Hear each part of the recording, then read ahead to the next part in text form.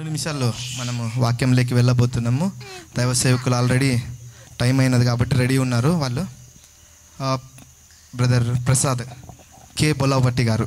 Amen. అందరం గట్టిగా చప్పట్లు కొడుతూ సేవకుని ఆహ్వానిస్తాం. అనేక చోట్ల ఇప్పుడు ఎవాంజలిస్ట్గా వాక్యాన్ని చెప్తూ తమిళనాడులో, ఆంధ్రాలో, తెలంగాణలో, వేరే వేరే ప్రాంతాలలో ఆయన బిజీగానే ఉంటారు. ఈరోజు ప్రత్యేకంగా అక్క ఫాస్టింగ్ ప్రేయర్ క్లోజింగ్ డే కాబట్టి ఈ కూడికి ఏర్పాటు చేయడానికి వాళ్ళు ఎంతగానో ప్రయాసపడి ఎంత అరేంజ్ చేసి మనల్ని ఆహ్వానించి వాళ్ళ సంతోషంలో మనల్ని జ్ఞాపకం చేసుకున్నారు. అవునా కాదా? అందరి చేతుల్లో ఒప్పుకుంటారా? వాళ్ళ సంతోషంలో మనల్ని వాళ్ళు ఇన్వైట్ చేసినారు కాబట్టి దేవాది దేవునికి మాత్రమే మహిమ కలుగును గాక. ఈ సమయాన్ని బ్రదర్ గారికి నేను అప్పచెప్తాను. Praise God. ప్రభు నామమున ఇక్కడికి విచ్చేసిన ప్రతి ఒక్కరికి, మా కుటుంబ సభ్యుల దగ్గర నుంచి మా శ్రేయోభిలాషులు, వెల్ విషర్స్ అందరిని బట్టి మా కుటుంబం తరపు నుంచి మీ అందరికీ కృతజ్ఞతాపూర్వకంగా కృతజ్ఞతాస్తుతులు చెల్లిస్తున్నాను. ఒక 2 నిమిషాలు మీరు నుంచుంటే ఒక చిన్న ప్రార్థన చేసుకొని మనం వాక్యంలోకి వెళ్ళిపోదాం. దేవుని యొక్క వాక్యము మనకి ఒక జీవాహారం అండి. మనము శరీరానుసారమైన జీవితం జీవిస్తే దేవునికి విరోధి అని దేవుని యొక్క లేఖనము చెప్తుంది. నేను ఎక్కడికి వెళ్ళినా దేవుడి కృపను బట్టి నేను అనుకోని రీతిగా పరిచర్యను ప్రారంభించాను, పరిచర్యలోకి వచ్చాను. నేను అనుకుంటాను అది ఒక దేవుని పిలిపే అని నేను నిర్ణయించుకున్నాను. నాకు చిన్నప్పటి నుంచి కూడా ఒక ఆసక్తి, గాస్పెల్ చేయాలని, సువార్తను ప్రకటించాలని. నేను వచ్చింది కూడా చర్చ్ ఆఫ్ క్రైస్ట్ బ్యాక్గ్రౌండ్ నుంచి వచ్చాను. మా చర్చిలో మాకు వాక్యమే నేర్పించారండి. వాక్యము నేర్చుకున్న వాక్యంలో సత్యం ఉంది కాబట్టి ఆ వాక్యాన్నే మాకు నేర్పించారు. సో ఆ వాక్యంలో నేర్చుకుంటూ వాక్యం మీద ఒక అవగాహన, దేవుని యొక్క వాక్యం అంటే ఏంటో తెలుసుకున్నాం. దేవుడు ఆది యందు వాక్యమై ఉండను, అది దేవుని వద్ద ఉండని లేఖనము సెలవిస్తున్నది. ఏమై ఉన్నది? ఆది యందున వాక్యము దేవుని వద్ద ఉండెను, దేవుడే వాక్యమై మనందరికీ వెలుగై ఉన్నాడండి. ఏమై ఉన్నాడు? మనందరికీ వెలుగై ఉన్నాడు. ఈ వెలుగు శరీరధారిగా మన మధ్యలోకి ప్రవేశించాడు. ఆయనే మన ప్రభువు. ప్రవేశించిన ప్రభువు మనకి సువార్తని ఇచ్చాడండి. ఈ యొక్క వాక్యమును మన చేతులకు ఇచ్చి ఆయన తనను అర్పణ చేసుకునే ముందు ఈ వాక్యాన్ని బోధించి 3.5 సంవత్సరములు మన చేతులకి వెళ్ళిన తర్వాత ఆదరణకర్తగా పరిశుద్ధాత్ముడు మన మధ్యలోనే సంచరిస్తున్నాడండి. ఇప్పుడు ఈరోజు ఇక్కడ దేవుని యొక్క ఆత్మ, దేవుని యొక్క పరిశుద్ధాత్మ ఇక్కడ వాక్యానుసారముగా మిమ్మల్ని అందరినీ కూడా మీ యొక్క గ్రహింపుకి, మీ యొక్క హృదయంలో ఈ వాక్యము భద్రపరుచుకునే లాగున. ఎందుకంటే మనం వినే ఈ యొక్క వాక్యము చెవి ద్వారా మన హృదయంలో భద్రపరచుకోవాలి. ఎక్కడ భద్రపరచుకోవాలి? మనందరం మన హృదయంలో భద్రపరచుకోవాలి. ఈ హృదయంలో ఏదైతే వాక్యాన్ని మనం భద్రపరుచుకుంటామో దేవుడు ఏమంటున్నాడంటే నీ నోటి ద్వారా ఈ భద్రపరుచుకున్న వాక్యాన్ని పలకమంటున్నాడండి. ఎందుకంటే ఈ మాటలో జీవం ఉన్నది. జీవం కలిగిన మాట నీ నోటి ద్వారా గనక మాట్లాడితే ఆ మాటకి శక్తి ఉన్నది. అది ఎంత శక్తి అని అంటే నువ్వు ఊహించని వాటికంటే, నువ్వు అడుగు వాటికంటే అత్యధికంగా ఇచ్చే అంత శక్తి ఉంది. యాక్చువల్గా నేను ఈ సువార్తని, ఈ యొక్క పరిచర్యని ప్రారంభించినప్పుడు మేమేమీ సంతోషంగా లేవండి. యాక్చువల్గా టు బీ ఫ్రాంక్ చెప్పాలంటే స్టిల్ వీఆర్ ఇన్ ఏదో ఒక తెలియని, అన్నీ ఇచ్చాడు దేవుడు, అన్నీ ఉన్నాయి మాకు నిజంగా చెప్పాలంటే. కానీ ఉన్న దాంట్లోనే సమృద్ధిగా ఉన్నాను. నాకు బాధలు ఉన్నాయి, నాకు కష్టాలు ఉన్నాయి. బట్ కానీ దేవుడు ఎందుకో మరి నాకు తెలియదు ఈ యొక్క పరిచర్య చేయడానికి నాకు అవకాశాలు నేను వెతక్కోకుండానే వచ్చేస్తున్నాయి. నేను అడగకుండానే నాకు ఈ వాక్యాన్ని దేవుడు చేతికిచ్చి ఈ వాక్యంతో నువ్వు ముందుకు వెళ్ళని నాకు ఊహించని విధంగా నా జీవితంలో నాకు అవకాశాలు నన్ను వెతుక్కుంటూ నా దగ్గరకు వస్తున్నాయి. చివరికి నేను ఎలా అయిపోయానంటే నా డేట్స్ ఒక వీక్ డేస్ బిఫోర్ ముందే నా డేట్స్ తీసుకునే స్థాయికి with in a very short పీరియడ్లో నన్ను అంతగా ముందుకు తీసుకెళ్ళిపోయాడండి. ఒకప్పుడు నా భార్య నా ముందు కూడా ప్రార్థన చేయుటకు భయపడేదండి, ప్రార్థన చేయలేకపోయేది. ఎందుకంటే తనకు సిగ్గు నా ముందు ప్రార్థన చేయాలంటే. కానీ అలాంటిది నేను ఊహించిన అంతకన్నా గొప్పగా ప్రార్థన చేయటం నేను చూస్తుంటే నాకే ఆశ్చర్యం వేసింది. నా భార్యనా ఇది అని. అంటే నేను ఒక పక్క పరిచయం చేస్తున్నాను. నాకు ఒక సహోదరుడు, తెలిసిన ఫ్రెండ్ అన్నాడు, అన్న నీవు సేవలో ఉన్నావు, నీకు ఒక మంచి భార్య, అలాంటి సపోర్ట్ కావాలి.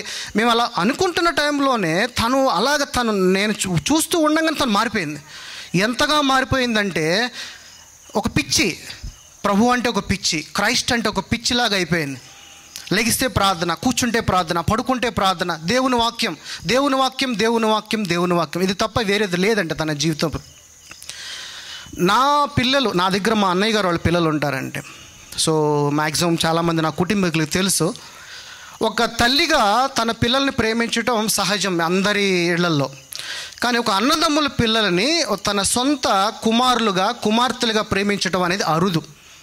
అది ఒకళ్ళే చేయగలరు, ఎవరంటే పుణ్యవతి. అందుకే ప్రభు అన్నాడు, పుణ్యవతి స్త్రీ దొరకటమో అరుదు అని దేవుని వాక్యము సెలవిచ్చాడు. అలా అని చెప్పి అదేంటంటే మనం బతికే ఉన్నాం కదా, కాదు. దేవుడు ఏం చెప్తున్నాడు అంటే, నువ్వు ఆల్రెడీ చనిపోయావని చెప్తున్నాడు. నా ఆత్మగానే జీవించి అంటున్నాడు. ఆయన శరీరము నాదే అంటున్నాడు. నీ శరీరానికి శిరస్సు నేనే అంటున్నాడు. నీలో ఉన్న స్పిరిట్, ఆత్మ కూడా నేనే అంటున్నాడు. మరి మనం ఎక్కడున్నాం?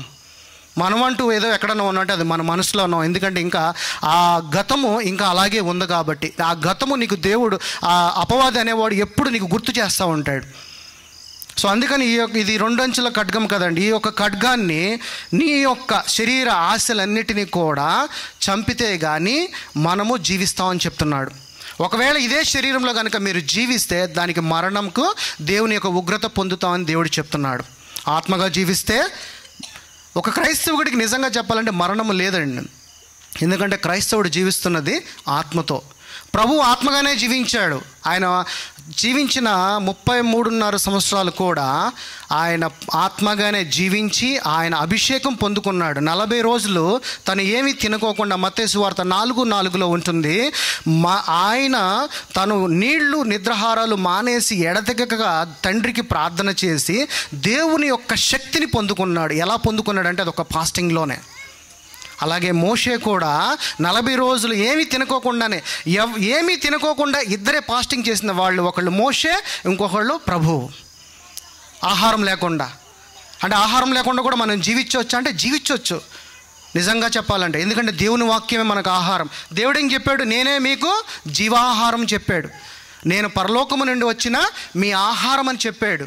ఆయన ఆహారం ఏంట్రా అని అంటే ఆయన వాక్యమే. ఆయన వాక్యం మనం గనక తింటే మనలో అద్భుతమైన శక్తి, మీరు ఊహించని శక్తి మనలో ఉంటుందండి. మన శరీరంలో జీవించి ఆయనకు విరోధిగా ఉండటం కన్నా ఆయన ఒక ఆత్మగా మనం జీవించటం ఎంతో శ్రేయస్కరమని దేవుని లేఖనములు సెలవిస్తున్నది. సో ఎప్పుడైనా కానీ మీరు ఎక్కడికి వెళ్ళినా కానీ, పొద్దున్న బ్రేక్ఫాస్ట్ చేసామా ఒక అధ్యాయం చదివేసేయండి, మధ్యాహ్నం లంచ్ తిన్నామా ఒక అధ్యాయం చదివేసేయండి, రాత్రి డిన్నర్ తింటున్నామా ఒక అధ్యాయం చదివేసేయండి. నీ శరీరానికి ఎలా ఇస్తున్నావో, నీ శరీరంకి ఇచ్చే ఆహారం వల్ల నీ శరీరం వల్ల నిష్ప్రయోజనం, ఎలాంటి ఉపయోగం లేదు. కానీ నువ్వు తీసుకునే ఆహారం, నువ్వు ఇచ్చే ఆత్మకి అది ఎంతో ఎక్కడికో నేను తీసుకుని వెళ్ళిపోద్ది. ఎందుకంటే నువ్వు జీవిస్తూనే ఉంటావు ఆయన యొక్క ఆత్మగా. సో ఈ ఆహారాన్ని నీ యొక్క ఆత్మకి ఎప్పుడు ఇవ్వటమో మీ యొక్క జీవితంలో ప్రారంభించండి. అది నేను చెప్పాలనుకున్నానండి. ఎజ్రా 8:23, మన ఆత్మతో దేవునితో సన్నిధిలో మన ఉపవాసం ఉండి ఆత్మలో దేవునిని ప్రార్థిస్తే అది ఎలాంటిదైనా కానీ దేవుడు మనకి దయచేస్తాడని యొక్క లేఖనము సెలవిస్తున్నది.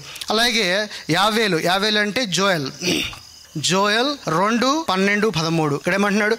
ఇప్పుడైనను మీరు ఉపవాసము నుండి కన్నీరు విడుచుచు దుఃఖించుచు మనస్పూర్వకంగా తిరిగి నా యొద్దకు రండి. ఇది యెహోవా వాక్కు. మీ దేవుడైన యెహోవా కరుణ వాత్స్యములు గల వాడను, శాంతిమూర్తియు, అత్యంత కృపగలవాడినై ఉండి తాను చేయనుద్దేశించిన కీడును చేయక పశ్చాత్తాపపడును గనుక మీ వస్త్రములను కాక మీ హృదయములను చింపుకుని ఆయన తట్టు తిరుగుడి అంటున్నాడు. సో మన యొక్క హృదయముతో, ఎందుకనంటే దేవుడిని మనం ఆరాధించాల్సింది పూర్ణ మనసుతో, పూర్ణ హృదయముతోనే అని దేవుని లేఖనములు కొత్త నిబంధనలో చెప్తుంది. సో ఈ విధంగా మనము ఫాస్టింగ్ కనుక చేయాలి అనుకుని మనం నిర్ణయించుకుంటే గనక ఆత్మతోనే చేయండి. శరీరానుసారంగా చేసే ఒక ఫాస్టింగ్ ఎటువంటి ఉపయోగం లేదు. ఆత్మతో దేనినైనా సాధించవచ్చు, ఓకేనా. కానీ చాలామంది కొత్త నిబంధనలు ఏముంటుంది, మత్తయి సువార్త 6వ అధ్యాయంలో ఏముంటుంది, వేషధారుల వలె ఉండకూడదు, ఎదుటివాడికి నువ్వు ఉపవాసం చేసినప్పుడు అలా కనపడమాకండి, తలంటుకుని నీట్గా రెడీ అయ్యి, సో ఎదుటివాడికి తెలియకుండా మీ తండ్రే మీ యొక్క ఉపవాసం చూడాలి అని దేవుని యొక్క లేఖనములు చదివించాడు ఇక్కడ. కానీ యెషయా గ్రంథంలో అసలు ఉపవాసం గురించి చాలా గొప్పగా అంటే గొప్పగా చెప్పాడండి.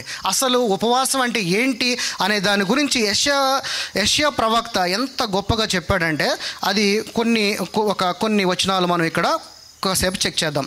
ఓకే, 58వ యెషయా గ్రంథము 58 బైబిల్లో ఉంటే తీసుకొని చూడండి. ఎందుకనంటే బైబిల్లోని చూస్తేనే దేవుని వాక్యం మీ హృదయంలోకి వెళుతుంది. చెవులతో వింటారు, కానీ ఈ యొక్క వాక్యము జస్ట్ మీరు ఇలా బయటికి వెళ్ళంగానే మీ వద్దనున్న వాక్యాన్ని అపవాది వచ్చి క్షణంలో తీసుకుని వెళ్ళిపోతాడు. అందుకనే దేవుని వాక్యం ఎప్పుడైనా మీరు వినేటప్పుడు మీ యొక్క బైబుల్ కనుక మీ చేతిలో ఉంటే దాన్ని మీరు నేను చెప్పే రిఫరెన్స్ని, నేను చెప్పే ఒక పరిచర్యని మీరు బైబిల్లో టాలీ చేయాలి. ఎందుకంటే మనకి బైబుల్ ప్రామాణికము. మనం బయట ఉపమానాలు, కథలు ఎన్ని చెప్పినా కానీ దానివల్ల ఎటువంటి ఉపయోగం ఉండదు.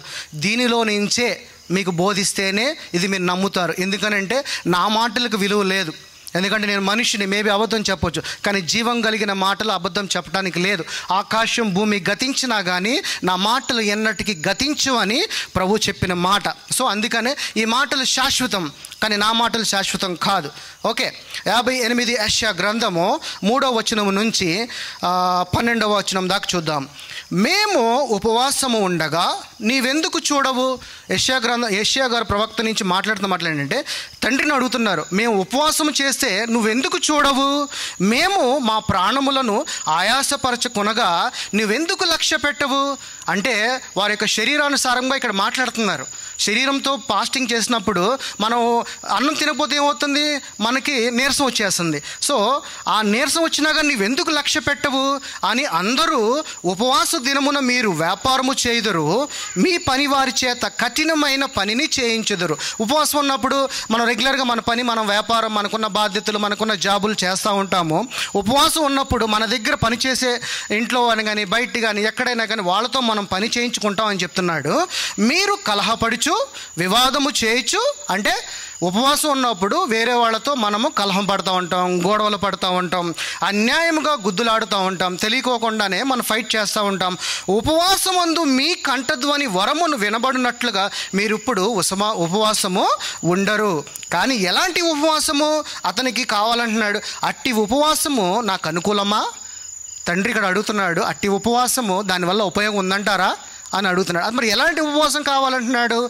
మనుష్యుడు తన ప్రాణమును బాధపరచుకొనవలసిన దినము అట్టిదేనా? అంటే మనుష్యుడు తన శరీరాన్ని క్షీణించుకుంటా, అంటే ఆకలేసినా కానీ చంపుకుంటా, అలాంటి యొక్క తన ప్రాణమును బాధపరచుకొనవలసిన దినము అట్టిదేనా?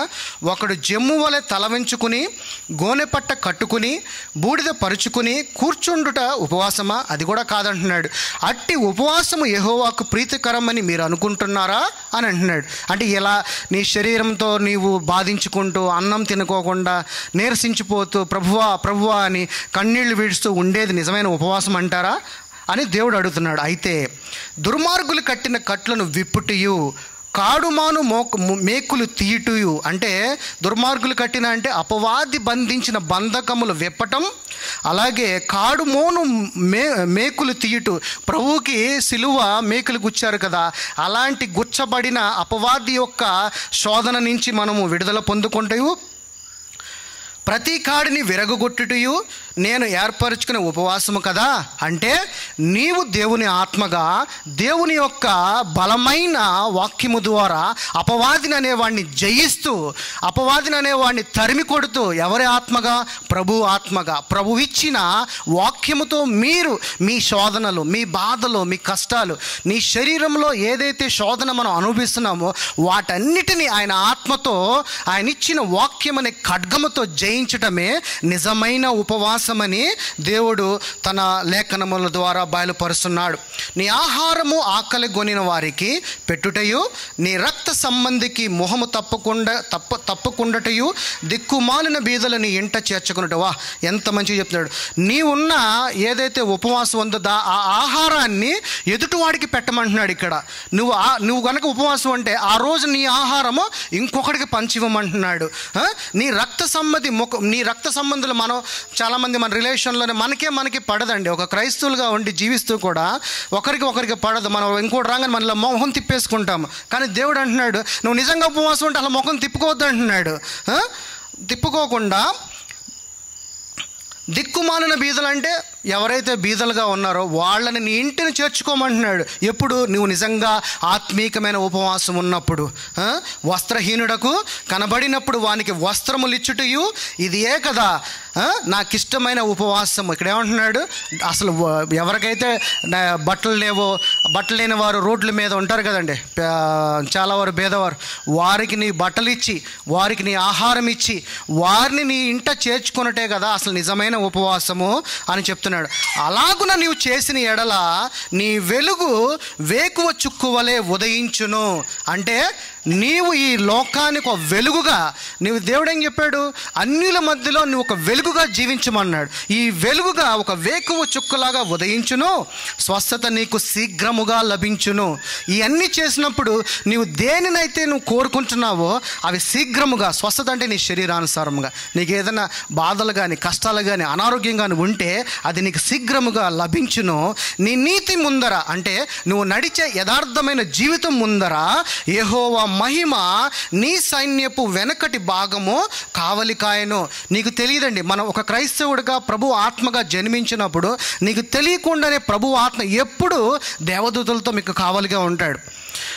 ఒక తెలియని యుద్ధం జరుగుతూ ఉంటుంది ప్రతి క్రైస్తవుడి జీవితంలో, ఒక తెలియని యుద్ధము. అందుకనే ఎబిసి గ్రంథంలో ఏం చెప్తాడంటే, మీరు పోరాడుచున్నది మీ శరీరంతో కాదు, మీకు కనబడని వాయుమండల శక్తులతో, మీకు కనబడని యొక్క దురాత్మ సమూహములతో అని చెప్తున్నాడు. యుద్ధం అంటే ఎవడో వచ్చి కొట్టంగానే మనం కొట్టేది కాదండి. అసలు క్రైస్తవుడిగా మనం జీవించినప్పుడు మనకు తెలియకుండానే ఒక బ్యాటిల్ జరుగుతూ ఉంటుంది ప్రతి ఒక్కరి జీవితంలో. అంటే ప్రతి ఒక్కరికి ఫైనాన్షియల్ ప్రాబ్లమ్స్, ఒకళ్ళకి హెల్త్ ఇష్యూస్, ఇంకా ఇతర ప్రాబ్లమ్స్, అది ఎవరికి చెప్పుకోలేరు బయటికి. కానీ అదొక యుద్ధమే, శోధనే. ఎందుకనంటే ప్రభు ఆత్మగా జీవించినప్పుడే కష్టాలు ఎక్కువ వస్తాయి అనుకుంటారు. కాదండి, అపవాది నిన్ను అప్పుడే ఇంకా ఇరకాటంలో పెడతా ఉంటాడు. అప్పుడు ఆయన ఆత్మగా ఆయన ఇచ్చిన 2 అంచెల ఖడ్గముతో వాడిని జయించటమే నువ్వు దేవుడికి నిజమైన ఇచ్చే మహిమ. ఎందుకంటే నువ్వు ఆయన కుమారుడిగా ఆయన నిన్ను, ఇప్పుడు మన పిల్లలు ఉన్నారండి.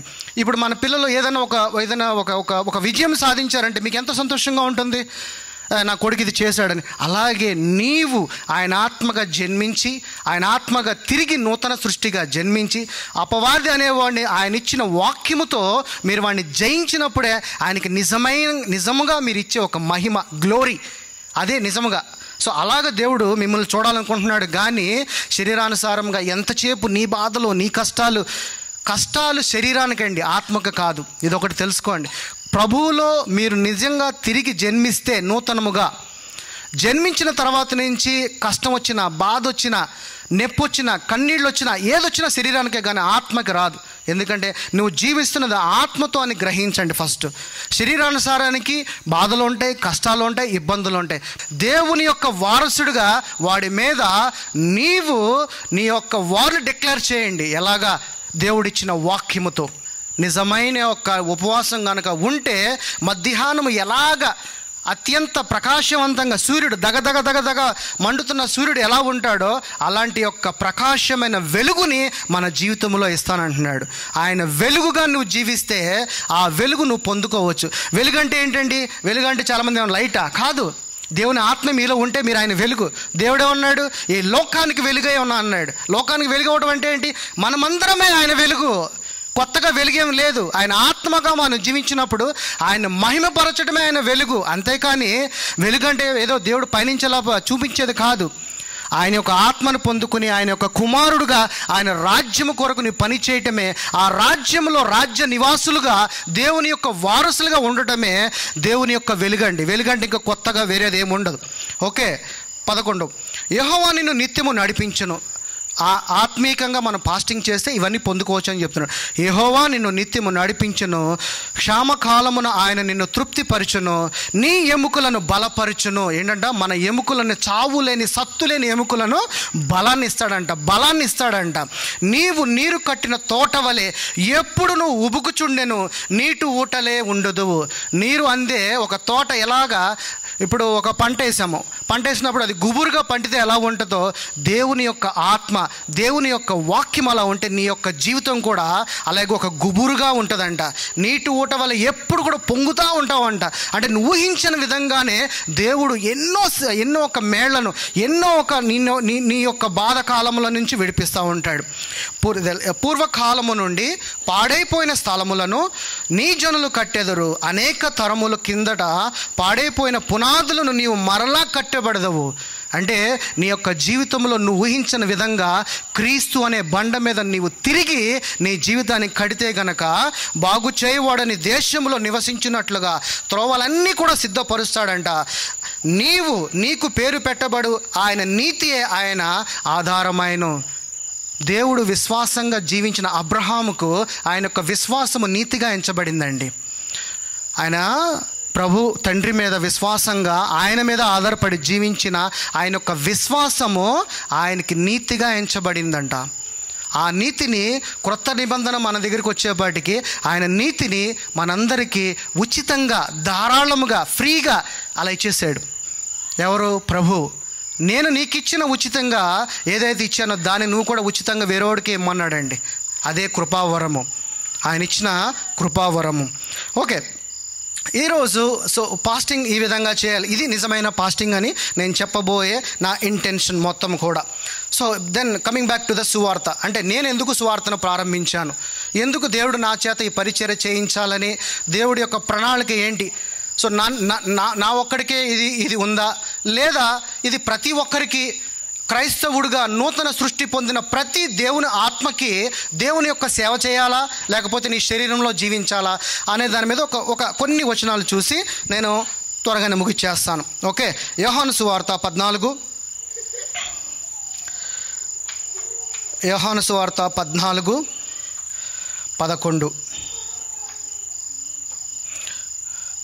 ఇక్కడ ఏమంటున్నాడు? యోహాను సువార్త, తండ్రి యందు నేనును నా యందు తండ్రియు ఉన్నామని నమ్ముడి. ఇక్కడ ఏమంటున్నాడంటే ప్రభు, నా యందు తండ్రియు నేను కూడా తండ్రి యందు ఉన్నామని నమ్ముడి, లేదా అట్లీస్ట్ నేను చేసే ఈ క్రియల నిమిత్తమైన నన్ను నమ్ముడి అంటున్నాడు.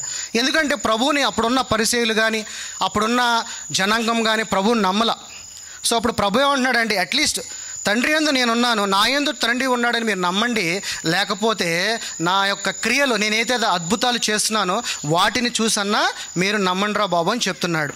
అయితే ఇక్కడ దేవుడు నేను తండ్రి యొద్దకు వెళ్ళుచున్నాను ఏంటంట, ఇక్కడ మన ప్రభువు తన యొక్క 3.5 సంవత్సరాలు తన యొక్క సువార్తని ముగించుకుని తన యొక్క టైం వచ్చినప్పుడు చెప్తున్న మాటలు ఇవి. నేను తండ్రి యొద్దకు వెళుచున్నాను గనుక నేను చేయ క్రియలు ఏంటంట, ఆయన చేసిన క్రియలు ఏంటి, ఆయన ఏ విధంగా సువార్తని మనకి అందించడానికి తన యొక్క తండ్రి యొక్క చిత్తాన్ని నెరవేర్చడానికి నా యందు విశ్వాసం ఉంచు వాడను చేయును. అంటే ఇక్కడ ఏమంటున్నాడు, ఆయన క్రియలు ఎవరు ప్రభువు యందు విశ్వాసం ఉంచు ప్రతి వాడు కూడా చేయనంట. అవి ఎలాగా, వాటికంటే మరి గొప్పవి అతడు చేయునని మీతో నిశ్చయముగా చెప్పుచున్నాను. అదేంటి, ప్రభు కన్నా గొప్పగా మనం చేయగలము ఆయన క్రియలని? ఎలా చేయగలము ఆయన క్రియలంటే? ఎందుకు ఇక్కడ ఈ మాట చెప్తున్నాడంటే, ప్రభు కన్నా ఎక్కువ గొప్ప క్రియలు ఎలా చేయగలుగుతావంటే, ప్రభు యొక్క సువార్త ఆయన చేసింది ఓన్లీ 3.5 సంవత్సరములే. దాని తర్వాత ఆయన ఒక టైం రాగానే మాట్లాడుతున్న మాటలు ఏంటంటే, నాకున్నది కొద్దిపాటి సమయం కాబట్టి నేను ఎక్కువ ఆత్మలను పోగు పోయాను కాబట్టి మీరు నా నామములో నా క్రియల కన్నా ఎక్కువగా మీరు చేయగల కెపాసిటీ, ఎందుకంటే మన లైఫ్ స్పాన్ ఎక్కువ, ఆయన యొక్క లైఫ్ స్పాన్ ఆ రోజున 3.5 సంవత్సరాలు కాబట్టి ఆయన క్రియల కన్నా ఇంకా గొప్ప క్రియలు నా ద్వారా మీరు చేయండి, నా యొక్క రాజ్యం ఏర్పరచండి అని ఆ రోజున్న అపోస్తులు, ఆ రోజున తన యొక్క శిష్యులకి బోధిస్తున్నాడు అనమాట. మీరు నా నామమున దేనిని అడుగుదరో తండ్రి కుమారుని యందు మహిమపరచబడుటకై దానిని చేతును, నా నామమున మీరు నన్నేమి అడిగినను నేను చేతును అని చెప్తున్నాడండి. అయితే ఇది ఎందుకు చెప్తున్నాడు, ఎలా చెప్తున్నాడు, ఎవరి కోసం చెప్తున్నాడో దాని గురించి కూడా ఒకసారి కొన్ని వచనాలు చూద్దాం.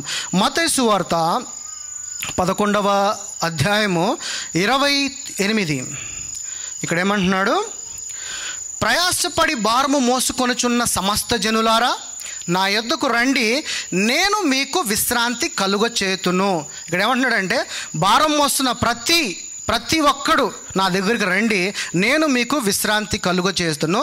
నేను సాత్వికుడను, దీన మనసు గలవాడును గనుక మీ మీద అంటే ఇక్కడ ఒక చిన్న మర్మం ఉందండి. ఈ మర్మంని దేవుడు రివీల్ చేస్తున్నాడు.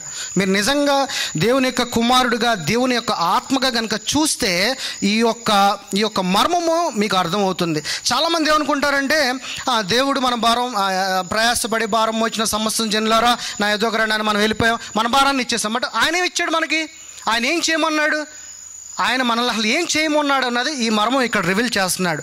ప్రయాసపడి భారము మోసుకొనిచున్న సమస్త జనులారా నా యొద్దకు రండి, నేను మీకు విశ్రాంతి కలుగజేతును.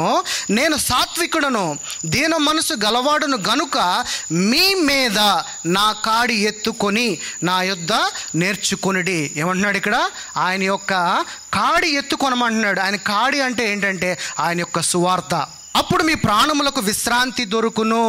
ఏమంటున్నాడంటే నా కాడిని గనక మీరు ఎత్తుకుని నా యొద్ద నేర్చుకునిడి అంటే ఆయన వాక్యాన్ని నేర్చుకుని అప్పుడు మీ ప్రాణములకు విశ్రాంతి మరి ఎక్కువగా దొరుకుద్ది అంటున్నాడు. ఎలా అంటే ఆయన వాక్యమును శోధించాలి, పరిశోధించాలి, ఆయన వాక్యంలో ఉన్న లోతును వెళ్ళాలి.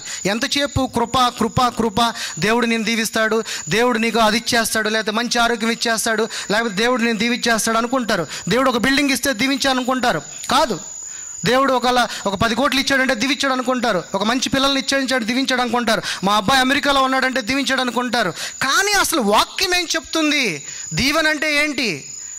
వాక్యం ఏం చెప్తుందో అది మీరు ఎంతసేపు మీ యొక్క పర్సనల్ జీవితం అంతా కూడా మీ శరీరానికి అప్లై చేసుకుంటున్నారు. చనిపోయిన శరీరానికి, దేనికి ఉపయోగపడిన శరీరానికి ఆయన యొక్క వాక్యాన్ని అప్లై చేసుకుంటున్నారు. ఒక్కసారి తిరిగి నూతన సృష్టిగా జన్మించిన తర్వాత ఆయన ఆత్మగానే మనం జీవించాలని వాక్యము చెప్తున్నది. ఓకే, ఇక్కడ ఏమంటున్నాడంటే ఎలయనగా నా కాడి సులువుగాను భారము తేలికగా ఉన్నవి. ఆయన యొక్క కాడి ఏంటంట? బరువు ఉండదంట. ఎందుకంటే ఆయన ఆత్మతో ఉన్నాడు కదా. ఆయన ఆత్మ బరువు ఎక్కడ ఉంటుంది? బరువు అంతా మోసింది ఆయన. మన కోసం రక్తం చిందించింది ఆయన మన కోసం సిలువను మోసాడు, మన కోసం దెబ్బలు తిన్నాడు. మనం ఏం చేయలే, మనం నిజంగా దెబ్బలు తినలేదు, మనం బరువును మోయలేదు, మనం రక్తాన్ని చిందించలేదు. కానీ ఇక్కడ ఏమంటున్నాడంటే ఏలయనగా నా కాడి సులువుగా నా భారము తేలికగా ఉన్నది. దీన్ని మోయమంటున్నాడు. ఎలా మోయమంటున్నాడో చూద్దాం. ఇది నెక్స్ట్. ఈ ఆహారం మీ హృదయంలో భద్రపరచుకోండి, మీ నోటితో పలకండి. ఎలాంటిదైనా కానీ దేవుడు అలా చిటికేసి అయిపోవాల్సిందే. మన దేవుడు ఒకటి ఏంటంటే మన దేవుడు రేపటి దేవుడు కాదు. నువ్వు నిజంగా మనస్ఫూర్తిగా విశ్వాసంతో ప్రార్థన చేస్తే ఈ నిమిషమే దానికి స్వస్థత కలుగు. అలాంటి దేవుడు అంటే మన దేవుడు ప్రథముడు. చాలామంది సెకండ్ హ్యాండ్ పెట్టేస్తూ ఉంటారు దేవుడిని. ప్రభు ఇది నువ్వు చేయి, ముందు ఇది నువ్వు చేయి, తర్వాత నేను చేస్తానంటారు. లేదా ప్రభుని పక్కా పెట్టేసి ముందు మనం చేస్తూ ఉంటాం, శరీరానుసారంగా పరిగెత్తేస్తూ ఉంటాం, తర్వాత దేవుని దగ్గరికి వస్తాం. తర్వాత దేవుని యొక్క వాక్యము మీ హృదయంలో భద్రపరుచుకున్న మాటలు మీ నోటి ద్వారా పలకండి. దేవుడు మీరు ఊహించినంత గొప్పగా మిమ్మల్ని కూర్చోబెడతాడు. మీ శరీర అవసరములు అన్నీ కూడా నీ పాదాల చెంతకు తీసుకొచ్చి పెడతా అంటున్నాడు. ఎప్పుడు? ఆయన ఆత్మగా జీవించినప్పుడు. చాలామంది మేము ప్రార్థన చేస్తున్నామండి, అయినా కానీ మాకు సమృద్ధి దొరకట్లా, ఆరోగ్యం దొరకట్లేదంట. ఆరోగ్యం అంటే ఏంటి? ప్రభు అంటున్నాడు నాలో పాపం ఉంటే నీలో పాపం ఉండాలంటున్నాడు. నాలో రోగం ఉంటే నీలో రోగం ఉండాలి. ఇప్పుడు ఆయనలో రోగం లేనప్పుడు మనలో రోగం ఉందంటే దాని అర్థం ఏంటి? నువ్వు జీవిస్తుంది ఆత్మగా అంటున్నాడు. ఒక పక్కన ఆత్మగా జీవించినప్పుడు చనిపోయిన శరీరంలో స్టిల్ ఇంకా అపవాది అనేవాడు ఉన్నాడు అని అంటే అది రోగం. అంటే అది అపవాది కింద మీరు కన్సిడర్ చేయాలి. వాడిని ఎలాగ మీరు జయించాలంటే దేవుని యొక్క వాక్యము 2 అంచెల ఖడ్గముతో దాన్ని జయించాలి. అదే సామెతలు 4:20లో ఉంటుంది. వాక్యాన్ని నీ హృదయంలో భద్రపరుచుకుంటే ఆ వాక్యమే నీకు ఆరోగ్యము అంటున్నాడు. ఆ వాక్యమే మనకేమై ఉంటుందంట? ఆరోగ్యమై ఉంటుందంట. Okay, right. లూకాసు వార్త 4:42 ఏమంటాడంటే ఉదయమైనప్పుడు ఆయన బయలుదేరి అరణ్య ప్రదేశమునకు వెళ్ళెను.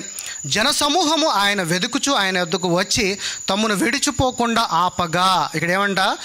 ప్రభు అరణ్య ప్రదేశంలోకి వెళ్ళి జనసమూహమును ఆయన వెతుకుతూ వచ్చారంటే అంటే ప్రభు తిరుగుతున్నాడు, సువార్తను ప్రకటిస్తున్నాడు.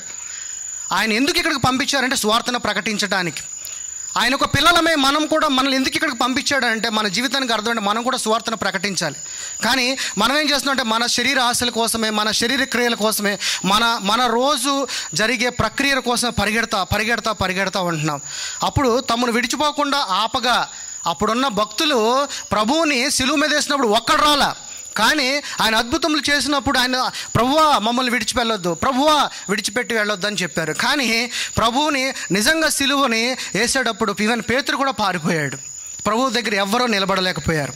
ఓకే, 43 ఆయన నేతర పట్టణములలోను దేవుని రాజ్య సువార్తను ప్రకటింపవలనని ఇందు నిమిత్తమే నేను పంపబడితినని వారితో చెప్పెను. ఏంటంట, ఆయన యొక్క రాజ్య సువార్తని చెప్పటానికే ప్రకటింపవలనని ఇందు నిమిత్తమే నేను పంపబడితనని వారితో చెప్పాను. ఆయన యొక్క ఆత్మగా నువ్వు కూడా ఆయన రాజ్య సువార్తని, రాజ్యాన్ని, ఆయన యొక్క వాక్యాన్ని ప్రకటించాల్సిందే. ప్రతి ఒక్కళ్ళు ఎవరైతే రక్షకుడుగా అంగీకరించి ఆయన ఆత్మగా జీవించారో వాళ్ళందరూ కూడా దేవుని యొక్క వాక్యము చేయాలి. అది ఎలాగా? ఎఫెసీయులు 2:10, ఎఫెసీ పత్రిక 2వ అధ్యాయము 10. ఇక్కడ ఏమంటున్నాడు, మరియు వాటి యందు మనమంటే ఏంటి? మనమందరము నడుచుకొనవలెనని. ఎవరి దగ్గర? మరియు వాటి యందు మనము నడుచుకొనవలెనని దేవుడు మనల్ని ముందుగానే సిద్ధపరచుకున్నాడంట. ముందుగానే సిద్ధపరిచిన సత్క్రియలు చేయుటకై. సత్క్రియలు అంటే మనల్ని ఆయన ముందుగానే ఆయనలోనే నిర్మించుకుని, జగత్ పునాది వేయబడక మునిపే మనల్ని క్రీస్తులో నిర్మించుకుని గుడ్ వర్క్స్ చేయటానికి, అంటే మంచి పనులు చేయుటకై మనము క్రీస్తు యేసునందు సృష్టింపబడిన వారమై ఆయన చేసిన పని అయి ఉన్నాము. ఏమై ఉన్నామంట? ఆయన ముందుగానే ఆయన పని కోసము సృష్టింపబడిన వారమై ఆయన చేసిన పని అయి ఉన్నామంట. అంటే మన పని ఏంటి? ఇంకా మరి మనం లేచిన కాడి నుంచి, పొద్దున్న లేచిన కాడి నుంచి మన యొక్క శరీరానుసారమైన అవసరతల కొరకు మేము పరిగెడుతున్నాం. కానీ దేవుని వాక్యం చెప్తుంది ఇది, ఆయన పని కోసము పని చేయుటకే, ఆయన రాజ్యాన్ని స్థిరపరచుటకే మనమందరము కూడా ఆయన చేసిన పని అయి ఉన్నాము. సో ఈ వాక్యము నన్ను ఎంతగానో కదిలించిందండి. సో నేను అందుకని ఇక నేను డిసైడ్ అయ్యా, ఇక నేను దేవుని పరిచర్య చేయాలి, నేను దేవుని యొక్క పని చేయాలి. ఎందుకంటే నాకు అన్నీ ఉన్నాయి, దేవుడు అన్నీ ఇచ్చాడు, అన్నీ రాబోతున్నాయి. ఎందుకంటే నాకు తెలుసు దేవుడు నన్ను ఎంత గొప్పగా. అందుకని మీరు అడుగు వాటికంటే ముందుగానే మీరు పొందుకునే అని నమ్మమన్నాడు. నమ్ముట నీ వలనైతే నమ్మువానికి సమస్తము సాధ్యం అన్నాడు. నేను నమ్ముచున్నాను విశ్వాసముతో. విశ్వాసం అనే డాలును పట్టుకుని దేవుని యందు నిలబడ్డా. నేను దేవుని మీద ఆధారపడి ఆయన విశ్వాసముతో దేవుని ఏది అడిగినా కానీ మనకు దయచేస్తాడని లేఖనములో సెలవిస్తున్నాయి ఇక్కడ. Okay, right. లాస్ట్గా కొన్ని వచనములు, ఒక 10 వచనములు చూద్దాం. 2 Corinthians 5:17 అసలు ఏం చేయాలనే దాని గురించి బైబిల్ వాక్యము ఏ విధంగా దేవుడు తన యొక్క మాటలను మనతో మాట్లాడుతున్నాడో ఒకసారి చూద్దాం. 2 కొరింథీయులు 5వ అధ్యాయము 7వ వచనము నుంచి 21 వరకు చూద్దాం. గనుక ఈ దేహములో నివసించున్నంత కాలము, ఏ దేహము? ఇప్పుడు మనం ఏదైతే దేహములో ఉన్నామో ఆ దేహములో నివసించున్నంత కాలము ప్రభువునకు దూరముగా ఉన్నామని తెలుసుకొనిడి. మనం ఈ యొక్క దేహంలో గనక జీవిస్తే ప్రభువుకి, క్రీస్తుకి మనం దూరంగా ఉన్నామంట. ఎల్లప్పుడూ ధైర్యము గలవారమై ఉన్నాము. అంటే ఆయన ఆత్మగా మనం జీవించు వారమైతే ఆయన యొక్క ధైర్యము కలిగి. ఎందుకంటే మనకిచ్చిన ఆత్మ దాస్యపు ఆత్మ కాదు, త్రిత్వము కలిగిన ఆత్మ, త్రియేక దేవ కలిగిన ఆత్మ, తండ్రి కుమార పరిశుద్ధ ఆత్మ కలిగిన ఆత్మ. ఆ ఆత్మ పిరికి ఆత్మ కాదు, ఆ ఆత్మ ధైర్యం కలిగిన ఆత్మ, గద్దించు ఆత్మ, అపవాదిని జయించుగల ఆత్మ. ఆ ఆత్మతో దేనినైనా, ఈ లోకంలో ఉన్న వాటికైనా గొప్పవాడు ఎవడైనా ఉన్నాడంటే అది మన ప్రభువే. ఆ ప్రభు నీలో ఉన్నాడు. ఎక్కడున్నాడు? నీలో ఉన్నాడు. ఆయనకి మీరేమై ఉన్నారు? ఆయన ఆలయమై ఉన్నాం అని చెప్తున్నాడు. ఆయన ఆలయమై ఉన్న మనము కానీ మనం లోకం వైపే చూస్తున్నాం, లోకంలోనే జీవిస్తున్నాం. ఆయన ఆత్మగా ఎప్పుడైతే నువ్వు జీవించటం ప్రారంభిస్తావో నీవు ఊహించనంత విధంగా దేవుడు నిన్ను ఉన్నతమైన స్థానానికి తీసుకెళ్ళి కూర్చోబెడతాడు. ఓకే, ఇట్లు ధైర్యము కలిగి ఈ దేహమును విడిచిపెట్టి ప్రభు వద్ద నివసించుటకు ఇష్టపడుచున్నాను. ఇలాంటి యొక్క దేహమును విడిచి క్రీస్తు యొద్ద నివసించుటకు ఇష్టపడుచున్నానని కొరింథీ సంఘానికి పౌలు గారు చెప్తున్న మాటలు ఇవి. కావున దేహమును విడిచెను అంటే మన దేహంలో ఉంటున్నా కానీ మన దేహమును విడవాలంట. ఆయనకిష్టులమై ఉండవలని మిగులు ఆపేక్షించుచున్నాను. మనం దేహంలోనే జీవిస్తున్నాం కానీ మళ్ళీ ఏమంటున్నాడు ఇక్కడ? ఆ దేహాన్ని విడిచి బయటకు వచ్చి ఆయనకిష్టులమే, ఆయనకి మనం పనికిరాని పాత్రలో ఉన్న మనల్ని పనికొచ్చే పాత్రగా ఆయనకి మిగులు ఆపేక్షించుచున్నానని చెప్తున్నాడు. ఎందుకనగా తాను జరిగించిన క్రియల చొప్పున అవి మంచివైనను సరే చెడ్డవైనను సరే దేహముతో జరిగించు వాటి ఫలము ప్రతి వాడును పొందునట్లు మనమందరము క్రీస్తు న్యాయపీఠము ఎదుట ప్రత్యక్షము కావలేను. ఎక్కడ కావాలి? మనం క్రీస్తు ముందు, ఆయన యొక్క ప్రత్యక్షత ముందు, మనము ఆయన న్యాయపీఠం ముందు ప్రత్యక్ష కావాలి. ఆయన ముందు నువ్వు ప్రత్యక్షం అయ్యే లోపు ఆయన ద్వారా ఆయన యొక్క కృపను పొందుకుని, ఆయన యొక్క పరిశుద్ధతను పొందుకుని, ఆయన యొక్క నీతిని పొందుకుని, నీ చనిపోయిన శరీరమును విడిచి నువ్వు ఆ శరీరంను దాటి ఆయన ఆత్మగా జీవించటం, ఆయనకి ఇష్టం వచ్చిన విధంగా నువ్వు జీవించటం, ఆయన ఆత్మలోనే నువ్వు సహవాసం చేయటం మీరు ప్రారంభిస్తే ఆ ప్రత్యక్షత ఏదైతే మన మీద దేవుని యొక్క ఉగ్రత ఉందో ఆ ఉగ్రతను మనం తప్పించుకునే వారమవుతాం. అయితే కావున మేము ప్రభు విషయమై భయము నెరిగి మనుషులను ప్రేరేపించుచున్నాము. పౌలు గారు కొరింథీ సంఘానికి చెప్తున్నాడు ఇక్కడ ఏంటంటే వాళ్ళకి సత్యము తెలిసిందే, దేవుని వాక్యమైన సత్యం. ఏమని చెప్తున్నాడు? భయము నెరిగి మనుషులను ప్రేరేపించుచున్నాము.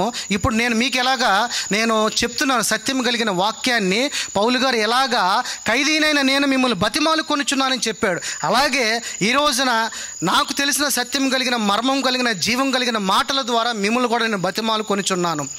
మీ మనస్సాక్షులు కూడా ప్రత్యక్షపరచబడి ఉన్నామని నమ్ముచున్నాను. అంటే మీ మనస్సాక్షిని చెక్ చేసుకోమంటున్నాడు. ఎందుకనంటే నీ శరీరంలో నువ్వు లేవు, ఎక్కడన్నా నువ్వంటూ ఉన్నావు అంటే అది ఒక నీ మనసులోనే ఉన్నావు. ఎందుకంటే నువ్వు రక్షింపబడిన తర్వాత, ఆయన ఆత్మగా జీవించిన తర్వాత ఒక మనసులోనే నీవంటూ నీ యొక్క పాత గతం, ఎందుకంటే మనం రక్షింపబడతాం, బాప్తీసం తీసుకుంటాం. దేవుడు ఏమంటున్నాడు? నూతన సృష్టి అంటున్నాడు. నీ పాతవన్నీ గతించి నువ్వు నూతనమయ్యావు అంటున్నాడు. కానీ మనలో మన మనసులో మన పాత మన గతం అంతా మనకి స్టోర్ అయి ఉంటుంది. చెప్తా ఉంటాడు, నువ్వు పరిశుద్ధుడు వేండ్రా, నువ్వు మోసగాడు, మొన్నటిదాకా నువ్వు లోకంలో అలా తిరిగావు, లోకంలో ఇలా ఉన్నావు, అలా అబద్ధాలాడు, దాన్ని మోసం చేసావు, వీడితో ఉన్నావు, వాడితో ఉన్నావు. నీ మనసు ఎప్పుడు గద్దిస్తూ ఉంటుంది. ఎందుకనంటే ఆ మనసే అపవాది. ఆ అపవాదిని నీ ఆత్మతో, దేవుని ఆత్మతో, ప్రభువు ఇచ్చిన వాక్యముతో గద్దించండి. పేతురు వచ్చి ప్రభువు చెప్పినప్పుడు పేతురు గారిని ఒకటేమంటాడు, పో సతానా వెనక్కి అంటాడు. కానీ వెనక్కుంది ఎవరంటే పేతురు గారు. సో అలాగే మనకు తెలియకుండా నా అపవాది అనేవాడు మనలోనే పొంచి ఉంటాడు. సో ఆయన యొక్క వాక్యముతో దాన్ని గద్దించమని చెప్తున్నాడు. అయితే మమ్మును మేమే మీ ఎదుట తిరిగి మెప్పించుకొనటం లేదుగా, కానీ హృదయమందు అతిశయపడక పై రూపమునందే అతిశయపడు వారికి ప్రత్యుత్తరం ఇచ్చుటకు మీకు అధికారము కలుగువలనని మా విషయమే మీకు అతిశయ కారణము కలిగించుచున్నాము. అంటే బహిర్గతంగా మనలో రెండు రకాలు ఉంటారండి. మనిషి బయట ఉండేది ఒకడు, కానీ లోన్ ఉండేది ఒకటే. కానీ లోన్ ఉన్నదే వెరీ ఇంపార్టెంట్. కానీ ప్రతి మనుష్యుడు బయట ఉన్న వాటికి ఎక్కువ రిఫరెన్స్ చేస్తూ ఉంటాడు. ఇది చేయొచ్చా, ఇది చేయకూడదా, ఇది తినొచ్చా, ఇది తినకూడదా, ఇలా మనం ఇది చూడొచ్చా లేదా, ఇవన్నీ బయట.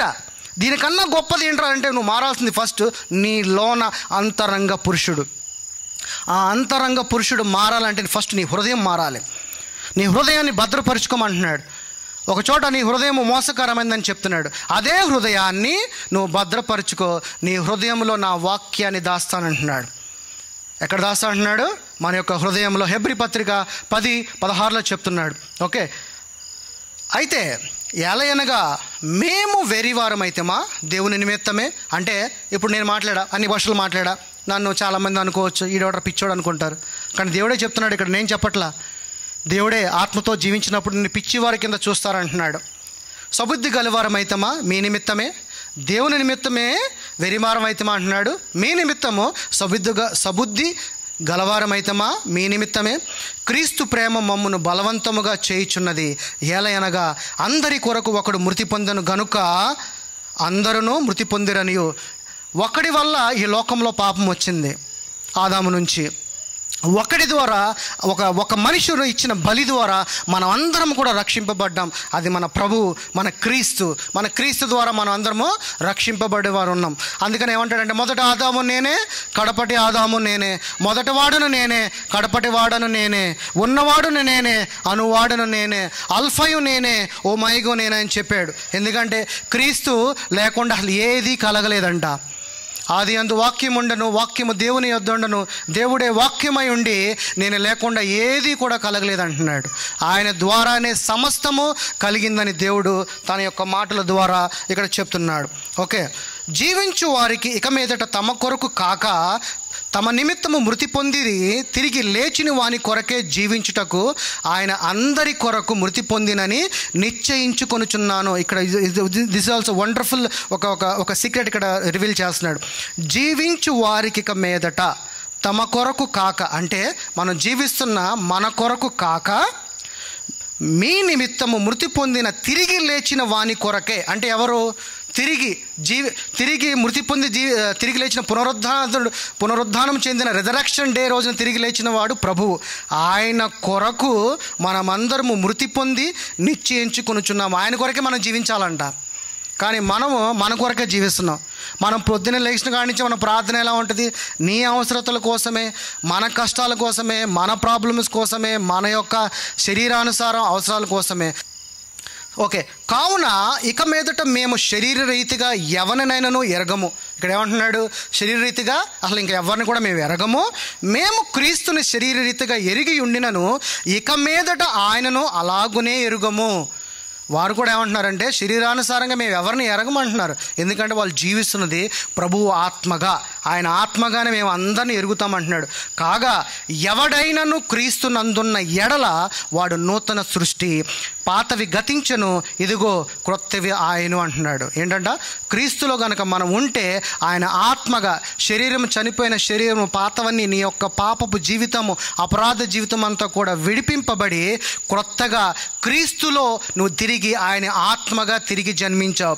జన్మించిన తర్వాత నుంచి ఆయన ఆత్మగానే నువ్వు జీవించాలి, ఆయన ఆత్మగానే నువ్వు నడుచుకోవాలి, ఆయన ఆత్మలోనే నువ్వు సహవాసం చేయాలని దేవుని వాక్యము ఇక్కడ చెప్తున్నాడు. సమస్తము దేవుని వలననే ఆయన మనలను క్రీస్తు ద్వారా తనతో సమాధానపరుచుకొని ఆ సమాధానపరుచు పరిచర్యను మనకు అనుగ్రహించాడంట. ఏ పరిచర్యను? సమాధానం.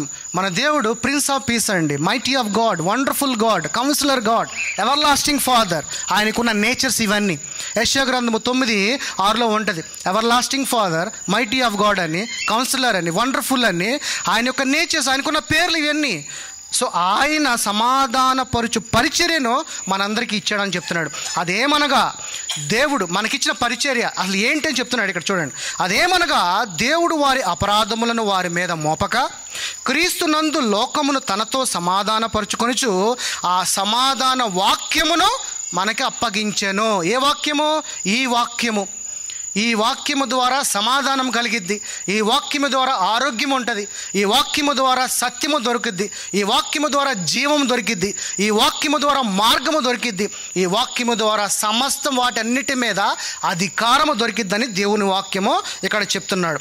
కావున దేవుడు మా ద్వారా వేడుకొనినట్టు మేము క్రీస్తు రాయబారులమై దేవునితో సమాధాన పడునని క్రీస్తు పక్షముగా మిమ్ములను బతిమాలు కొనుచున్నాను. ఏమంటున్నాడు ఇక్కడ? క్రీస్తు పక్షముగా రాయబారులమే దేవునితో సమాధానం, అంటే దేవునితో నీవు నడవు అని అంటున్నాడు. దేవునితో సహవాసము కలిగి దేవుని ఆత్మగా జీవించమంటున్నాడు. ఎందుకనగా మనం ఆయన యందు దేవుని నీతి అగునట్లు పాప మెరుగని ఆయనను మన కోసము పాపముగా చేసెను. మన పాపాల నిమిత్తమే, మన కష్టాల నిమిత్తమే, మన బాధల నిమిత్తమే, మనం చేసిన అపరాధముల నిమిత్తమే, మనం చేసిన తప్పుల నిమిత్తమే ఆయనను మనందరి కోసము పాపముగా చేసి మన భారానంతటిని తీసుకుని, మన కన్నీళ్లను తుడిచి, మన కష్టాలను తుడిచి, ఆయన మన భారమును మొత్తం తీసుకుని ఆయన యొక్క సిలువ కాడిని మీ అందరి మీద పెట్టి నా సువార్తని మీరు ప్రకటించన్నాడు, దేవుని యొక్క రాజ్యమును స్థాపించండి అన్నాడు. దేవుని యొక్క వారసుడిగా, దేవుని యొక్క కుమారుడిగా నువ్వు జీవించమని చెప్పాడు. ఇది ఒకటే లాస్ట్ అండ్ ఫైనల్ తీసి చూపించి క్లోజ్ చేస్తాను. హెబ్రీయులు 10:16 ఆయన ఎలాంటి నిబంధన నీతో చేసుకున్నాడో ఇక్కడ చూస్తున్నాడు. ఎలాగనగా ఆ దినములైన తరువాత నేను వారితో చేయబో నిబంధన ఇదే, నా ధర్మ విధులను వారి హృదయమునందుంచి వారి మనస్సు మీద వాటిని వ్రాయుదును. ఎక్కడ ఉంచుతా అంటున్నాడు? ఆయన యొక్క నిబంధన నీ హృదయంలో రాసి ఆయన యొక్క వాక్యము నీ మనస్సు మీద వాటిని వ్రాయును అన్నాడు. సో నీ వాక్యాన్ని, ఆయన రాసిన వాక్యాన్ని నీ హృదయంలో దాచుకోండి, భద్రం పరుచుకోండి. మీరు తినే శరీర ఆహారం వల్ల ఎటువంటి ఉపయోగం లేదు, నిష్ప్రయోజనం. దేవుని యొక్క వాక్యము మీరు తింటే జీవం కలిగిన ఆత్మగా, ప్రభువు ఆత్మగా ఆయన మహిమపరచండి. ఆయన వాక్యాన్ని మీకు తెలిసిన వారితో, మీరు అన్యుల మధ్యలో దేవుడు అన్నాడు మనల్ని అందరినీ వెలుగుగా చేస్తా అన్నాడు. నా స్నేహితులు అందరూ అన్ని జనులేనండి. ఇప్పుడు నా కోసం వచ్చి నిలబడిన వాళ్ళు కూడా అన్ని జనులే. వాళ్ళందరి మధ్య నన్ను వెలుగుగా నింపుతా అన్నాడు. నా దేవుడు, నా ప్రభువు వాళ్ళందరి మధ్య నన్ను వెలుగుగా ఉంచుతా అని చెప్పాడు. ఈరోజు నా కొరకు, వారి కొరకు నేను వారికి వెలుగుగా ఉంటానని దేవుడు చెప్పిన మాట వారి జీవితంలో నెరవేరాలని దేవుని యొక్క వాక్యము వారి హృదయాలను కదిలించి వారందరూ కూడా మారు మనసు పొందుకోవాలని నేను మనస్ఫూర్తిగా కోరుకుంటున్నాను. కానీ దేవుడు నాకు ఒక పెద్ద సేవకుడు చెప్పాడు. ఇలా నేను చెప్పాను, టెస్ట్ మనీ పంచుకుంటే, అయ్యా నీతో పాటు ఇంతమంది, నేను ఎక్కడికి వెళ్ళినా వాళ్ళు వస్తారు నాతో పాటు, వాళ్ళ ఖర్చులు పెట్టుకున్నాను, నా ఖర్చులు పెట్టుకున్నాను, వాళ్ళే వస్తారు. ఎందుకో తెలియదు, నేనంటే ఇష్టం. కానీ ఆయన ఏమన్నారంటే, నీతో దేవుడే వాళ్ళని నడిపిస్తున్నాడు, అలా ఎవరు పడితే అలా రారు, దేవుని ఆత్మ వారితో మాట్లాడుతుంది, వారి హృదయమును పరిశోధిస్తున్నాడు. ఒకరోజు కదా ఒకరోజు వాళ్ళతో ఎన్కౌంటర్ జరుగుతుంది.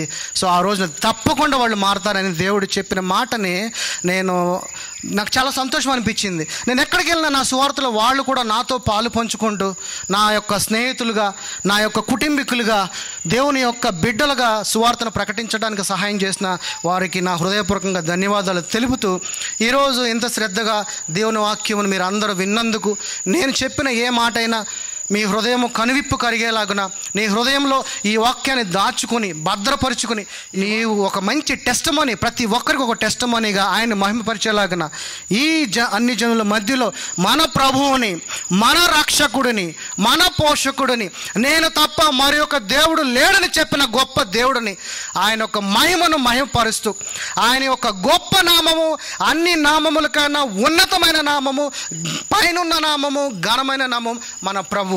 ఈ వాక్యము అందరికీ హృదయంలోకి వెళ్ళి మారు మనసు పొందుకునేలాగున దేవుని యొక్క నామాన్ని బట్టి అడుగుతున్నాం. దేవుని ఆత్మగా నాతో ఈ మాటలు మాట్లాడించినందుకు దేవునికి కృతజ్ఞతాస్తుతులు చెల్లిస్తూ, మీ అందరికీ కూడా ప్రేమపూర్వకంగా, హృదయపూర్వకంగా ఈ వాక్యం విన్న అందరికీ మీకు కృతజ్ఞతాస్తుతులు చెల్లిస్తున్నాను. అలాగే ఈరోజు ఈ మీటింగ్ విషయంలో నా కుటుంబీకులు, నా భార్య తరపు నుండి వచ్చిన స్టాన్లీ కానీ, అనిల్కి కానీ, స్టీవెన్ కానీ, మా స్టీవెన్ కానీ, నా కుమారుడు తిలక్ కానీ, వసంత్ గారు కానీ, మరి ముఖ్యంగా నా బ్రదరు, ఆంధ్ర రుచులు హోటల్ నడిపేది మా బ్రదరే, నా సొంత రక్త సంబంధికుడు, ఇక్కడికి వచ్చి వాళ్ళు ఇక్కడంటూ దేవుని బట్టి దేవుని వాళ్ళని ఆశీర్వదించి ఇక్కడ ఎంతో వాళ్ళు ఒక ల్యాండ్ మార్క్ని క్రియేట్ చేసుకున్నారంటే అది దేవుని కృపే.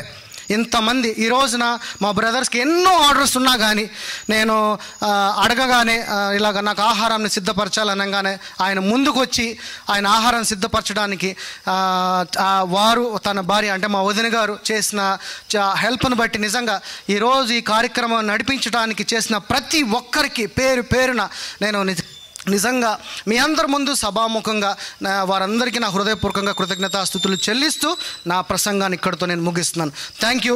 దేవుడు మిమ్మల్ని అందరినీ దీవించును గాక. ఆమేన్. అందరం మరొకసారి గట్టిగా చప్పట్లు కొడుతూ దేవునికి కనపరుస్తాం. అంటే ఈ ప్రపంచాన్ని శాసించగల దేశాలకు అధ్యక్షులు, ఛాన్సలర్స్, అదేవిధంగా ప్రైమ్ మినిస్టర్స్, వాళ్ళందరూ కూడా ఆ యొక్క పోప్ బెనడిక్ట్ గారు ఇచ్చేటువంటి మెసేజ్ని వింటారు. అంటే ఈ ప్రీచర్స్కి ఉండేటువంటి పవర్ అలాంటిదన్నమాట. అందరికన్నా ఉన్నతమైన నామం మన యేసయ్య నామం. మీకు అందరికీ తెలుసు కదా. ఈ భూమిలో ఉన్నటువంటి ఎంత పెద్ద ప్రెసిడెంట్ అయినా సరే ఒక ప్రీచర్ చెప్పే వాక్యాన్ని కూర్చుని వినాల్సిందే. ఎందుకంటే అంత పవర్ ఉన్నటువంటి ఈ యొక్క పోస్ట్ అన్నమాట అది. సరే, ఇప్పుడే చెప్పా కదా, నేను త్వరగా ముగిస్తాను. అసలు ప్రీచర్స్ని ఎవరు నియమిస్తారు? ప్రీచర్స్గా ఎందుకు మారుతారు కొంతమంది? ఒక్క నిమిషం చెప్తా.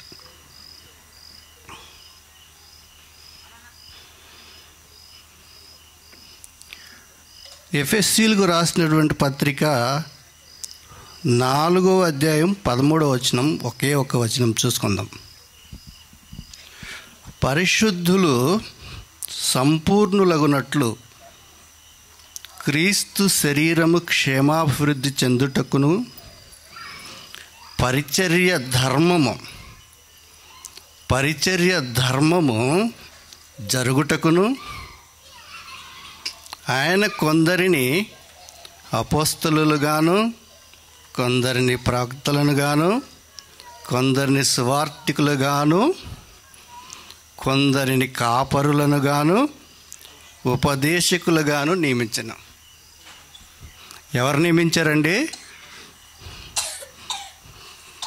ప్రభు అయిన యేసుక్రీస్తు వారు ఒక పాస్టర్గా ఒక మనిషి ఉండాలి, ఆయన ద్వారా అందరికీ క్షేమాభివృద్ధి జరగాలని, అంటే ఆత్మీయ జీవితంలో దినదినం బలం పొందుకొని పరిశుద్ధులుగా జీవించడానికి వారిని ప్రభు అయిన యేసుక్రీస్తు వారే నియమిస్తారు. చాలామంది ఇంతకన్నా గొప్ప అంటే ఇన్కమ్ ఉండే జాబులు లేకపోతే వ్యాపారాలు చేసుకుని పెద్దవాళ్ళు అవుతూ ఉంటారు. కానీ ఈ లోకానికి దేవుని గురించి చెప్పడం కోసం, ఈ లోకంలో దేవుని ద వర్డ్ ఆఫ్ గాడ్ అనేటువంటి దాన్ని స్ప్రెడ్ చేయడానికి, ఈ యొక్క పనిముట్లుగా వీరిని వాడుకోవడానికి దేవుడు నియమిస్తాడు.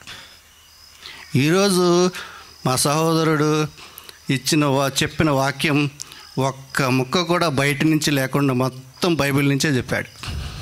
అది జనరల్గా ఎవరో దేవుని పరిశుద్ధాత్ముడు లోపల ఉంటేనే అలా చెప్పగలరు. అలా లేని పక్షంలో ఏమవుతుందంటే ఇట్లాంటి వాక్యం చెప్పలేరు. వారు చెప్పే వాక్యం డిఫరెంట్గా ఉంటుంది. పరిశుద్ధాత్ముడే మా సహోదరులో ఉండి ఇటువంటి వాక్యం చెప్పించాడని నేను నమ్ముతున్నాను.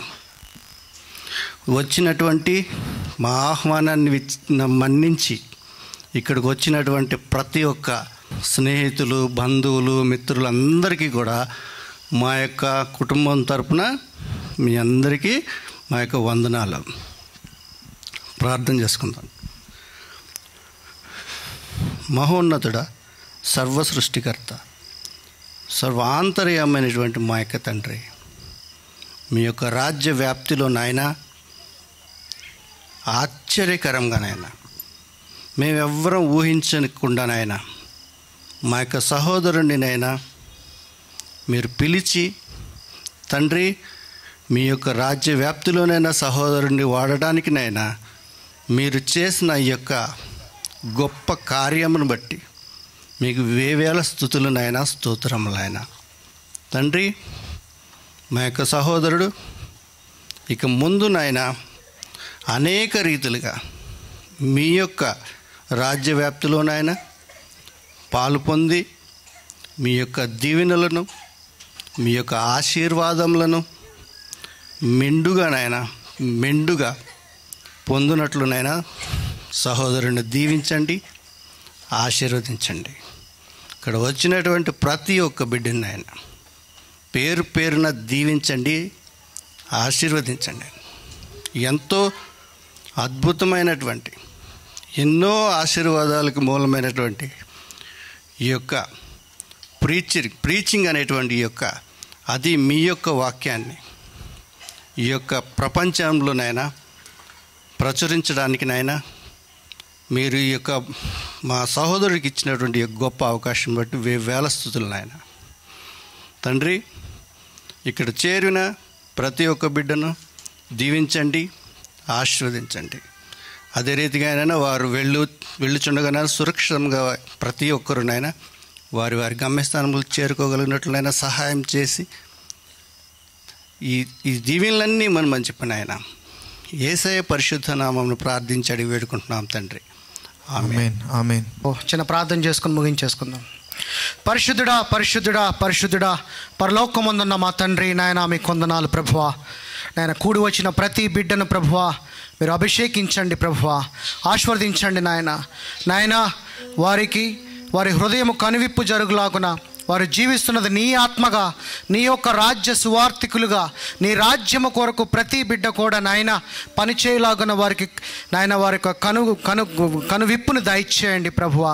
ప్రతి కుటుంబాన్ని దర్శించండి. ఎవరు ఏ కుటుంబాల్లో ఏ ఆపదల్లో ఉన్నారో, ఏ కష్టంలో ఉన్నారో, ఏ ఇబ్బందుల్లో ఉన్నారో ప్రభువా, ప్రతి కుటుంబాన్ని యొక్క గృహాన్ని మీరు దర్శించండి ప్రభువా. మీ యొక్క కృప, మీ యొక్క సంపూర్ణత వారి గృహములు దర్శించునుగాక ప్రభువా. ప్రతి ఒక్క బిడ్డను మీ చేతులకు ఎత్తి పట్టుచున్నాను ప్రభువా. ఆశీర్వదించండి, బలపరచండి ప్రభువా. వారి యొక్క ప్రతిరోజు అవసరతలో మీరు తోడుగా ఉండండి నాయన. వారు వెళ్ళు మార్గంలో వచ్చు మార్గంలో వారికి తోడుగా ఉండి వారి మార్గములని సరళము చేయండి ప్రభువా. వ్యక్తిగతంగా వారు ఇంకా ఆత్మీయమైన బలాన్ని ఆహారముగా నీ వాక్యము తీసుకుంటూ నాయన నీలో ఇంకా ఎత్తులాగా నీ కృపని సహాయం దయచేయండి నాయన. ఇక్కడికి కూడి వచ్చి ఎంతసేపు వారి యొక్క సమయాన్ని వెచ్చించినందుకే వీరిని బట్టి నీకు కృతజ్ఞతాస్తుతులు చెల్లిస్తున్నాను. వీరిని దీవించండి ప్రభువా, ఆస్వాదించండి. ప్రతి కుటుంబం కూడా ప్రభువా నీ పిల్లలుగా నీ వారసులుగా జీవింపజేలాగా నీ కృపని సహాయం దయచేయమని అడుగుచు ప్రభువా. వాళ్ళు వెళ్ళు మార్గంలో ఇప్పుడు నాయన వారికి తోడుగా ఉండి వారి గృహాలకు చేరేంత వరకు కూడా వారికి నాయన నీ కాపుదల కావలిగా ఉండులాగున నీ యొక్క దేవదూతలు వారితో ఉండులాగా నీ కృపని సహాయం దయచేయండి. విత్తిన వాక్యము 30 60 100 వారికి ఫలింపజేయలాగున ఆశీర్వాదం మీద ఆశీర్వాదము. అబ్రహాము సంతానమైన మేము అబ్రహాము గారి దగ్గర మీరు చేసిన వాగ్దాన ఆశీర్వాద వచనాలన్నీ కూడా ఈ బిడ్డలందరిపైన విడుదల అవునుగాక ప్రభువా. నాయన నిన్ను బట్టి నిన్ను గణపరుస్తూ నిన్ను ఆరాధిస్తూ నిన్ను మహిమపరుస్తూ మీ పిల్లలమే మేమందరము కూడా సంతోషముగా ప్రభువా నాయన మీ యొక్క కాపుదల్లో జీవించలాగా నీ కృపను సహాయం దయచేయమని అడుగుచు ప్రభువా. మా రక్షకుడైన యేసుక్రీస్తు నామం పేరిటి ప్రార్థన అంతటిని అడిగి వేడుకుంటున్నాము తండ్రి. ఆమేన్.